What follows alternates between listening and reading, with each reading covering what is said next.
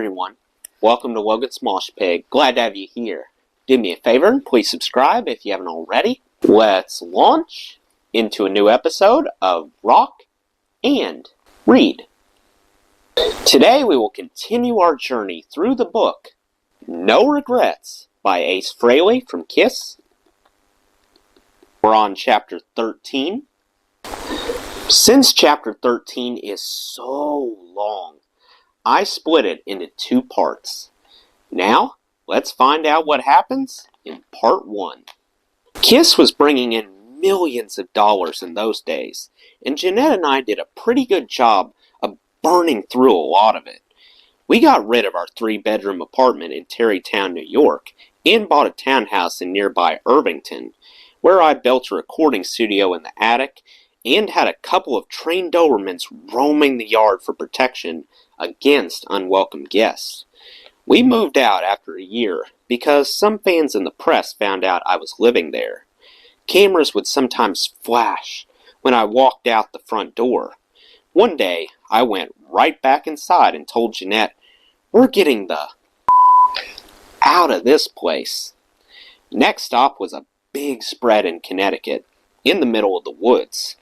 I had just finished recording my first solo album, and the Connecticut countryside seemed like just what the doctor ordered, a welcome escape from fans and photographers.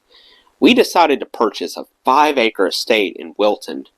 Things were escalating on all fronts, and it seemed like a good decision at the time. Eddie Kramer's wife Julie actually helped us find the secluded place, and we made the move in no time. While living there, Jeanette and I were happily married, and a genuinely fun couple to be around, except when we were fighting. We threw lots of big parties and barbecues, and on most weekends we entertained friends and family. They often wound up staying the entire weekend in our home. In July 1980, Jeanette gave birth to our lovely daughter Monique, which necessitated hiring a nanny. We had already been through several maids by then, so we ended up with 2 welcome additions to the Frehley household. I'll never forget our housekeeper Ellie. She was by far the best and funniest of the bunch. I can still hear her talking to Jeanette. "I'm so sorry. I hope I'm not in trouble. I vacuumed up Mr. F's happy powder in the basement." There was always silly going on up there, with no shortage of alcohol. Wilton was our main home for more than 7 years, although we also had an apartment in Midtown Manhattan. I paid only about $350,000 for the house and property, but I put another $1 million into it. Beautiful landscaping, stone walls with wrought iron gates, and a cobblestone bridge with a waterfall. A small lake on the property. I stocked with fresh trout, which made a delicious lunch from time to time. A long driveway led to a circular fountain and rock garden at the main entrance. Marble bathrooms and gold and crystal chandeliers made the place seem that much more luxurious. In the main entrance there was a giant 20-foot fireplace made out of stone and quartz. In the basement, we had the front end of a vintage purple Jaguar above the brick fireplace, and a bar room with a giant projection television, pool table, and professionally equipped wet bar. The driveway in the front entrance was home to a white Cadillac Eldorado, a stainless steel DeLorean, a black Porsche 928, and a brown metallic K5 Chevy Blazer. They were all fighting for elbow room around the fountain. The very best thing about the Wilton estate was the recording studio I built right next to the house. It was unique and could be accessed either from the outside through a wall of glass, brick, and an 18-foot tall solid oak door, or through the basement of the house. The basement entrance had a giant plastic bubble skylight above the staircase that led to the control room. Inside, the studio was futuristic and plush, with a lot of glass and poured concrete and wood baffles. The control room was shaped in an octagon and was equipped with one of the first automated consoles available.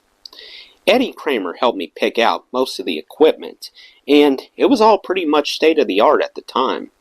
I worked with several different producers there, and recorded some original material, as well as some great jam sessions yet to be released.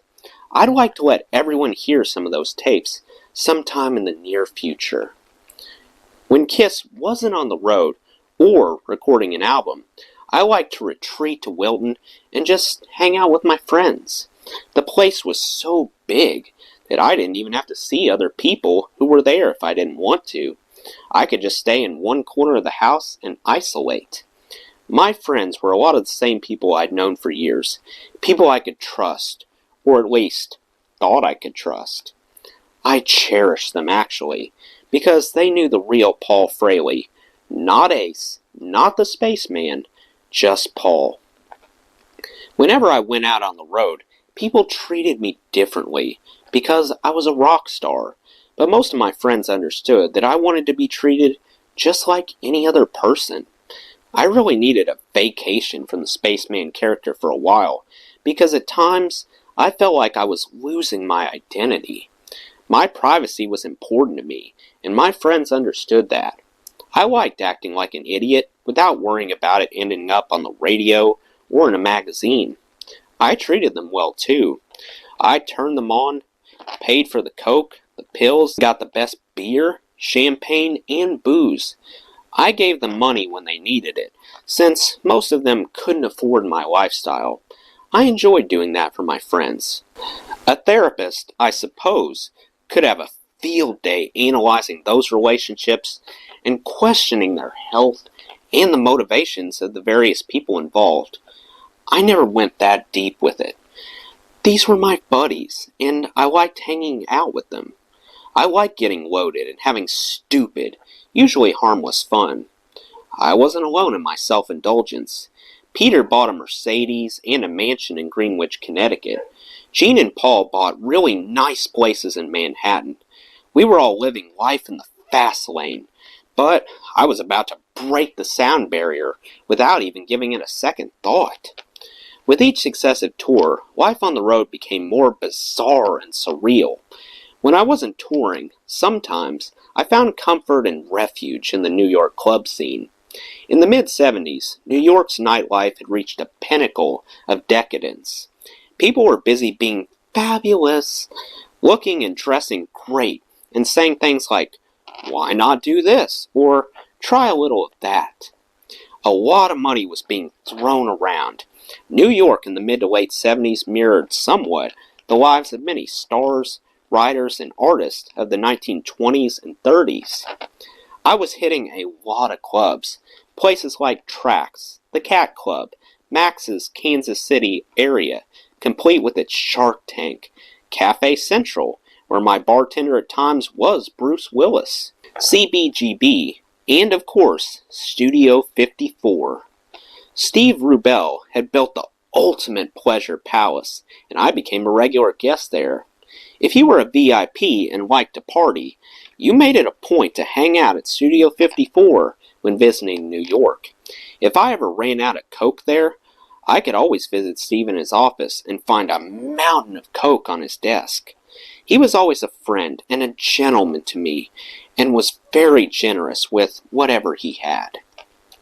I hung out with most of the celebrities and rock stars who walked through the portals of Studio 54. I drank and did coke with them, danced with Lindsay Wagner, hung out with Keith Richards, Alice Cooper, Mick Jagger, and John Belushi, to mention just a few. I saw the giant bags of money and people doing and in the bathrooms and up in the balcony. For the right price, you could have just about anything you wanted. At that point in time, Studio 54 sometimes felt like the center of the universe. Regardless of how decadent the behavior, nobody even batted an eye, because they were all just too busy having fun. But even in the middle of the euphoria and glamour, there was a strange feeling in the back of my mind that it would all be short-lived, like a beautiful and grand soiree that slowly burned itself out. I had one girlfriend in those days who bore a striking resemblance to a Hollywood actress. Sometimes, just for laughs, I'd call her up and say, "We're going out. I'll pick you up in an hour. We're hitting 54. You know what to do." "You want me to fix my hair?" "Uh-huh." By the time she got into the limo, this gal really looked the part. And when we'd pull up in front of Studio 54 and the doors would fly open, the paparazzi would go nuts. "Hey, there's Ace Frehley with Natalie Wood." It was a riot, fooling the fans and photographers who hung out all night outside the club just to get a quick glimpse of someone famous. Wherever I went, people were doing lines of blow in full view of everyone else. It was just the way the 70s was. It didn't seem unnatural to me, since just about everyone was doing it. I really can't think of anyone I associated with on a regular basis who wasn't at least a casual user. Well, okay, with a couple of notable exceptions. Gene Simmons and Paul Stanley. They were both clean. Peter and I often drank and did coke together, and as the band progressed, it seemed to become more and more of a problem in their eyes. Peter's reliance on painkillers was particularly a big concern to them, and his car accident in Los Angeles didn't help matters much. I was oblivious to a lot of the chaos, and really wasn't concerned with what most people thought. I was living the quintessential rock star life, and didn't want to stop. I remember thinking that I probably wouldn't live past my early 30s. Peter and I had some epic nights of partying, involving multiple women and enough coke to stop the strongest of hearts. The fact that we're both on this earth today, alive and kicking, seems like a small miracle to me. Peter was my Kiss buddy, the only person in the band I ever considered to be truly a friend, and someone I could trust. Interestingly enough, he's also the only person in the band with whom I ever engaged in an actual fist fight. It happened on an early tour in Canada. I don't even remember what it was about. I was mad about something, and Peter was pissed off about something else. We just butted heads in the dressing room, and one thing led to another, and fists began to fly. Our road crew broke it up before anyone got hurt. We apologized to each other over a beer, and the incident actually brought us closer together. We'd always come up with crazy ways to entertain each other on the road, some dangerous, some merely ridiculous. For a while, Peter would do this character called Dr. Rosenblum. He'd dress up like this crazy doctor and put on a fake mustache and slick his hair back and do impersonations. His impression of Sinatra was terrific. When we didn't have guests, it was usually just me and our two bodyguards enjoying the show.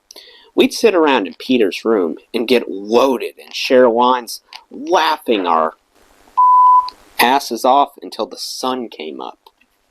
On many occasions, I also hung out with the guys in the road crew. Roadies and truckers would always be up for a good poker game. I was always willing to host the game in my suite and cater the festivities. No one in the band ever played poker, so I didn't have much of a choice. I usually ended up winning the majority of those games, but when I lost, I tried to be as gracious a loser as I was a winner. When we toured with other bands, invariably, the band members would either end up in my room or Peter's room. The word got out that we had the best stuff and were throwing the best parties after the show. Party animals usually gravitate toward each other, and that was usually the case on a Kiss tour. I have so many road stories, but one that always comes to mind is the tour we did in the summer of 1975, with Rush opening for us. I always liked Rush, and still do. After a few weeks on tour, I started to get to know the guys in the band, and their very funny tour manager, Howie. One thing led to another, and before long, Peter and I were getting visits from the Rush boys. It usually turned into late evenings filled with beer and grass and whatever else was around. Alex Lifeson, the band's guitarist, used to do this hysterical routine with a large paper laundry bag. He'd draw a ridiculous giant face on the bag with a black marker and put it over his head with a couple of holes poked in it so he could see and breathe. Everyone in the room at this point was either drunk or stoned, but usually a little of both. Anyway, Alex would go into this routine with the bag over his head, and while smoking a joint out of his eye, he put everyone into total hysterics. He really milked the routine until everyone was gasping for air. The more popular Kiss became, the more security we needed, and our entourage swelled accordingly. We had advance men, bodyguards, managers, road managers, valets, etc., along with various girlfriends and wives. For a while, before we began renting private jets, we flew commercial and usually took up all the first-class seating. Our personal bodyguards were guys you didn't want to tangle with. If anyone from Coach tried to invade our space, which they almost always did, one of the bodyguards would just flash a look, "Don't even think about it." And that was usually enough to send them scurrying back to their seats. Our bodyguards were all trained security officers, but they also were great guys, really serious about their work and fun to hang out with. They'd all been around the business for some time and usually knew what to expect in any given situation. I trusted them completely and put my life in their hands on more than one occasion. There was the time in St. Louis, for example, in the late 70s. It wasn't at all unusual when we flew into a city for our bodyguards to befriend members of the local law enforcement agencies. It was a smart thing to do, not only because you might need help with unruly fans or with traffic control to show, but because afterward, things sometimes got out of control back at the hotel or at a local club. The bodyguards knew we'd be in a better bargaining position if the local cops were on our side. We'd always accommodate the cops with autographed records, pictures, and t-shirts, and take photos with them and their families as a courtesy for their support. So this time in St. Louis, while we were in town on a day off, 2 off-duty cops came back to the hotel to hang out with us. One of them was packing a .45. After a few hours of sitting around and having a few drinks, I said, "Man, let's go out and find some action." Everyone agreed, but we ended up biting off more than we could chew. We ended up in a bar on the other side of the Mississippi River, which of course meant we had crossed state lines and jurisdictions. We had been told the place was a rock and roll joint, but it ended up being more of a biker bar, and they weren't too fond of out-of-state rockers. Peter and I stood outside the door, sizing up the atmosphere. Peter said. He gestured to the cops and bodyguards. "Who's gonna mess with us?" So we went inside without reservation, unaware of what was about to go down. We all started drinking, playing a few games of pool, and dancing with some of the local chicks. We were just starting to unwind and enjoy ourselves when things began to go wrong. Someone in our group, okay, it was me, supposedly made an improper advance toward one of the biker's girlfriends. The next thing I knew, guys were squaring off, cursing and threatening to each other up. Usually in a bar fight, it ends there, with both sides backing out of the brawl before it even has a chance to begin. But not in a biker bar at 1 o'clock in the morning. Not when you have a couple cops and professional bodyguards on your side. Someone made a quick move and fists and bottles started flying.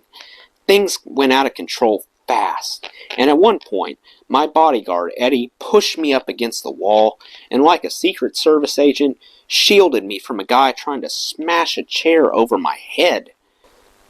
Eddie took the full impact, but it barely fazed him. Things were escalating, and a decision on what to do next needed to be made, fast. Everyone fought as best they could, but after a few minutes it became apparent that we were badly outnumbered. My bodyguards quickly decided it was time to split. They guided us out into the parking lot and threw us into the 2 limos that were waiting with engines running. The limo drivers burned rubber as we pulled away, and it took a while for everyone to calm down before we began to assess the damage. A few of us had minor cuts and bruises, but one of the cops had a 3-inch gash in his head that was bleeding badly. And that wasn't the worst of it. "Mother!" the injured cop said. "They got my .45. I had known enough cops in my time to realize that this was a very big deal. Almost nothing is more embarrassing and potentially more damaging to a police officer than that. And when it happens while you're off duty, drinking in a bar, brawling with a bunch of bikers, not good. Not good at all. We got back to the hotel, and I let the injured cop wash up in my shower. We tried cleaning out the gash in his head, but it was obvious to everyone he needed stitches to stop the bleeding, so we ran him over to the hospital for some medical treatment. I felt bad that he had lost his .45, especially since he was trying to save my ass. I never found out exactly what happened to him, but I'll never forget what he did for all of us. I had been so preoccupied with all the commotion at the hotel and hospital that I hadn't realized my favorite motorcycle jacket was missing. Suddenly it hit me. I had left the jacket back in the bar. "I need you to go back there and get it for me," I told my bodyguard Eddie, "and I don't care how much it costs to get back." "Don't worry, Ace," he said. "I'll get it, no matter what." I gave him $1,000 cash and said, "Don't come back without it." Like I said, these guys were fearless and loyal. To someone outside looking in, it probably would have appeared to be a hopeless mission, but about an hour and a half later, Eddie knocked on my door with the jacket in his hand. "What happened?" I asked. He told me most of the dudes we had brawled with had left for the night, but the bouncers were still there. All it took to get my jacket was a short apology and a little cash, all in a day's work for Eddie. "How much?" I asked. "I got it for $500. Is that okay, Ace?" I laughed. "I would have paid $2,000 to get it back, Eddie. You keep the other $500 and let's call it a night. Talk to you in the morning, buddy. Good night, and thanks." Eddie was a good guy, and I know he went to bed that night with a smile on his face. Thinking back, I couldn't help but wonder how it all happened. When we had left the hotel, I felt like we were untouchable, like no one would with us. It just made me realize that you're never really safe, especially when you start to get up and women are involved. You never know what's in the stars, but isn't that what makes life worth living? I've had close calls on numerous occasions. Car accidents, overdoses, fights, almost drowned too. Twice, in fact.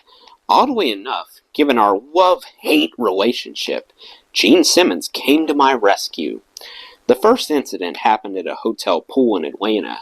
It was a day off on the road, and we were all hanging out poolside, soaking up the sun and enjoying life. I had had one too many beers that afternoon, and shouldn't have been swimming. For no particular reason, while I was treading water in the deep end of the pool, I remembered this funny old cartoon of Bugs Bunny. It's the one where he's dramatically going through the process of drowning. You know, dipping beneath the surface and holding up one finger, and bobbing to the surface and going down again, this time holding up 2 fingers, and then 3. I saw this in my mind's eye, and I started laughing my ass off so hard that I began taking in water. All of a sudden, I was hacking and spitting and gulping for air, and then I went under. Oh, I'm drowning. Luck interceded, as it often has in my life. Gene, sober as always, noticed I was in trouble, and within seconds jumped into the pool and dragged me to the surface. Then he pulled me onto the pool deck and pumped the water out of me. Turns out Gene was actually a certified lifeguard when he was younger. Who knew? I'll never forget waking up with a hangover the next morning and the terrible taste of chlorine in my mouth. Then it hit me. I nearly drowned it yesterday. Holy! And Gene saved my life. It was probably one of the few times that I was happier than a pig in over the fact that Gene was sober. I thanked him and walked away scratching my head, thinking to myself, did that really happen? And as luck would have it, Gene intervened a few years later and rescued me a second time. It happened one night after a show. I had decided to take a break from all the drinking and partying and just hang out in my room and take a warm bath. I took several tranquilizers to relax, and while soaking in the hot water, I dozed off. Unfortunately, I had forgotten to turn off the water, and before long, the tub started overflowing and began flooding the room, much to the dismay of hotel management. Gene must have had a premonition that night, since normally he would have been very busy entertaining one or two lovely ladies in his room. But to my surprise, he came busting through the door with a security guard and pulled me out of the tub, just as the water level in the tub was about to reach my lips. "Ace," he yelled, "what the are you doing? You could have drowned it." I was even more surprised than everyone else, since I had been awakened from a relaxing sleep. It took me a moment or two to fully realize my predicament. I thought to myself, my God, I'm so irresponsible sometimes. When will I ever learn? I thanked Gene a second time for saving my ass and told him I'd be fine for the rest of the night. Gene didn't want to hear any excuses, and I believe he was genuinely concerned for my welfare. Even though I said I was okay, he tenderly helped me into my bed and tucked me in. He decided to sleep in my room that night and keep a watchful eye on the irresponsible spaceman. The following morning, I woke up without any memory of the incident, and when I saw Gene in the room, I said, "Hi, Gene, what are you doing here? I stayed in last night and just relaxed. What did you do?" He just looked at me in amazement, realizing I hadn't remembered a thing about the night before and was unaware of how close I'd come to drowning for the second time. Even when I got tired of being locked into the KISS formula with the pyrotechnics and special effects and lighting cues, I still enjoyed performing live, but after a while, even that lost some of its excitement, primarily because there was no room for spontaneity. We couldn't deviate much from the plan without risking bodily harm or at least messing up the show. After my accident in Florida, electrocution was always a fear. A bomb was going off over here, or some fire was going to ignite over there, and it was going to happen at a specific time in every performance. So you pretty much had to do the same every night, and that became a little tedious. I distinctly remember a few times in the late 70s daydreaming in the middle of a song. This was only halfway through the show, and I became totally detached, my thoughts drifting away from the show as I began checking out chicks in the front row, wondering if I had enough coke and pills for the week, trying to remember if I had met anyone in town the last time I was here, signaling my bodyguards to give out invitations to our hospitality suite. Once I finished my smoking guitar solo, I usually went on autopilot and thought more and more about events that were going to occur back at the hotel after the show. I don't think the word bored applies here as much as the term spaced out. When you know what's always going to happen, you start looking for other things to excite your senses and occupy your thoughts. That started happening to me on occasion, and I just went with the flow. You can become accustomed to almost anything, and too much of a good thing can sometimes make it seem less appealing. On other occasions, though, I let the good times roll without a care in the world, taking in every sensual experience. I remember playing a big outdoor festival in Atlanta.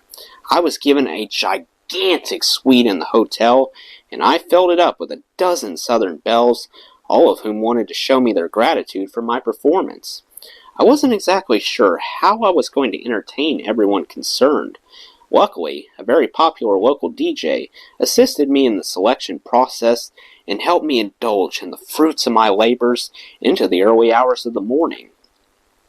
I didn't have anything on this guy when it came to staying power. He was over the edge, and the two of us ended up sharing a half-dozen chicks through the course of the evening, drinking and doing lines of coke off them, screwing until we were so numb we had nothing more to give.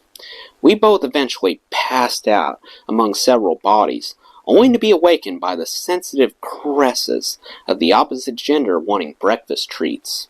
It was an experience most men will only fantasize about. Kiss's popularity was reaching its peak in the South around this time, and even while everything was going on that night, I sensed I'd never have such an over-the-top experience of Southern hospitality again, and I was right. Well, we've reached the end of part 1. I'll give you part 2 next time. That does it for today's video, guys. I hope you enjoyed. Make sure to like, comment, and subscribe if you haven't already. I really appreciate the support. I'll see you next time. Till then, rock on.